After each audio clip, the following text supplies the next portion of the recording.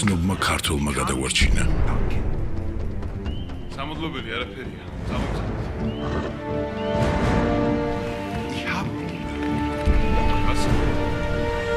მოგვიანებით თავისთან მიგვიპატიჟა და გაგვიმასპინძლდა.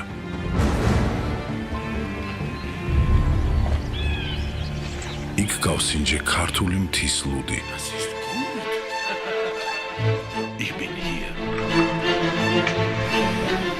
მთის ტრადიცია ქალაქში ჩამოვიტანე და ასე დაარსდა პირველი ქართული საუკეთესო ლუდი.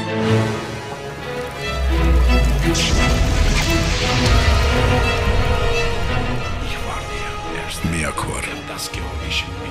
მე პირველმა ჩამოვასხი და პირველმა გამოვუშვი ქართული ლუდი. მე ვარ პირველი. ლუდი ვეცელი. პირველი ქართული ლუდი ყაზბეგისგან.